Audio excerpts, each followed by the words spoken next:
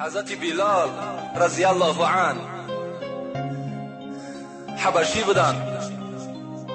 بلال از پیروی شد سرمه چشم. مولوی میگد سرمه چشم پیغمبر خدا از چی حساب شد؟ از حساب پیروی پیغمبر شد. حبشی بودند. وقتی آمدن رسول اکرم دیدن شیفته شدند. یقین دانستند که از این گونه چهره، از این گونه زبان دروغ نمیبراید. پیروی محمد شدند.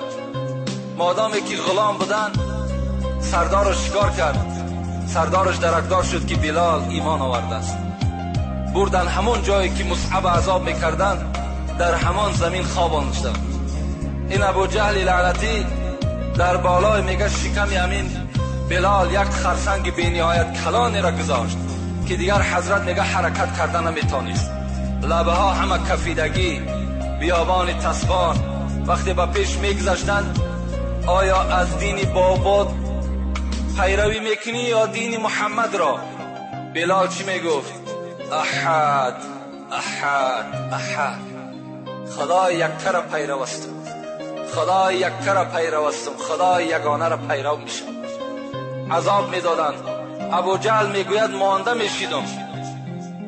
تاریخ میگوید ابو جهل از زدن بلال، امیه ابن خلف از زدن بلال مانده میشدند، لکن بلال نمیگشت. ابو بکر صدیق میگه با پیشش گذر کردم، نگاه کردم به نهایت حالش بد است. گفتم ابو جهل چند سوم میفروشی بلال را؟ میگه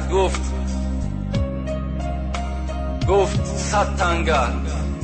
بلال میگه 100 تنگه برآورده در دستش دادم. بلال خلاص کردم آوردم نزد رسول اکرم. میگه ابو جهل در تمام شهر آوازه کرد که اگر ابو بکر 1 تنگه میداد من میدادمش در عوضی که مرا 100 تنگه داده است. ابو بکر صدیق اگر تو میدانستی منزلت بلال، اگر تو میدانستی که قدر بلال، تو میدانستی این توحیدی که در وجود بلال است، تو اگر 1 تنگه نه 1000 تنگه میگفتی من میخریدمش. وقتی آوردوش درون وجود بیرون سیاه بود، لکن درون آینه واری سفید بود. همه وجود ایمان بود. رسول اکرم دید که بی نهایت ایماندار است. حضرت اذان در دست بلال داد. دائما اذان میداد. وقتی رسول اکرم میگه در مدینه منوره از دنیا گذشتند، بلال دیگر طاقت نکرد، دیگر طاقت نکرد، ترک کرد، بر همون حبشستان خودش رفت. میگه 1 سال از بین گذشت که پیغمبر خدا را در خواب دید.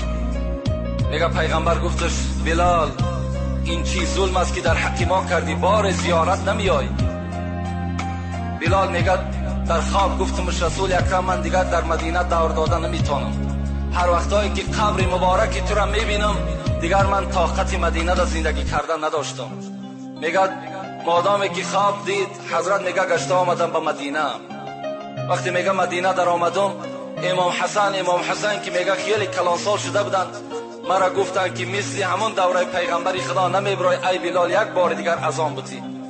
میگه این یارای بیهشتی را دیگر گپشون رد کردن نتونستم، بالای منبر برآمد. میگه وقتی که میگه بلال اذان گفت الله اکبر الله اکبر، مثل که دوره پیغمبر در اذان میگفت، تمام زنها و مردها میگه زنده شدند، گویا که محمد زنده باشد.